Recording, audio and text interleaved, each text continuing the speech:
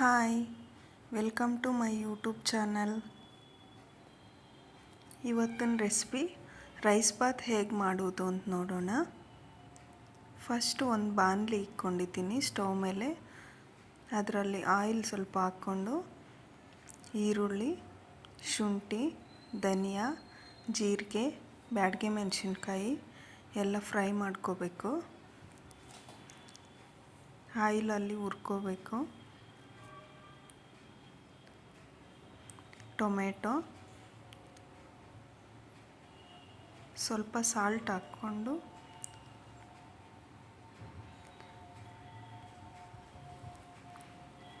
ಒಂದು ಬಟ್ಲಷ್ಟು ಕೊಬ್ಬರಿ, ಚಕ್ಕೆ, ಲವಂಗ, ಒಂದು ಏಲಕ್ಕಿ ಹಾಕ್ಕೊಂಡು ಚೆನ್ನಾಗಿ ಫ್ರೈ ಮಾಡ್ಕೊಂಡಿದ್ದೀನಿ.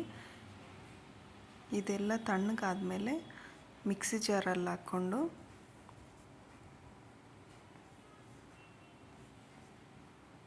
ಗ್ರೈಂಡ್ ಮಾಡ್ಕೋಬೇಕು.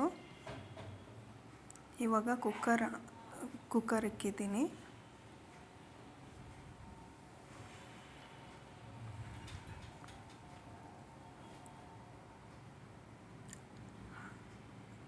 ಸ್ವಲ್ಪ ಆಯಿಲು, ಸಾಸಿವೆ, ಪಲಾವ್ ಎಲೆ, ಏಲಕ್ಕಿ, ಲವಂಗ, ಚಕ್ಕೆ, ಕರಿಬೇವು, ಈರುಳ್ಳಿ ಎಲ್ಲ ಫ್ರೈ ಆದಮೇಲೆ ಇವಾಗ ನಾವು ಪೇಸ್ಟ್ ಮಾಡಿಕೊಂಡಿದ್ವಲ್ಲ ಮಸಾಲೆ, ಅದನ್ನು ಆ್ಯಡ್ ಮಾಡ್ಕೊತಾ ಇದ್ದೀನಿ. ಅದೆಲ್ಲ ಫ್ರೈ ಆದಮೇಲೆ ವಾಟರ್ ಆ್ಯಡ್ ಮಾಡ್ಕೋಬೇಕು. ನಾನು 1.5 ಗ್ಲಾಸ್ ಅಕ್ಕಿಗೆ 3 ಗ್ಲಾಸ್ ನೀರು ಹಾಕ್ಕೊಂಡಿದ್ದೀನಿ.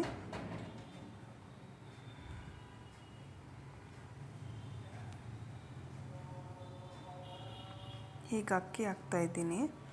ಫಸ್ಟೇ ವಾಶ್ ಮಾಡಿಕೊಂಡಿದ್ದೆ. 3 ಗ್ಲಾಸಷ್ಟು ವಾಟರ್ ಆ್ಯಡ್ ಮಾಡಿದ್ದೀನಿ.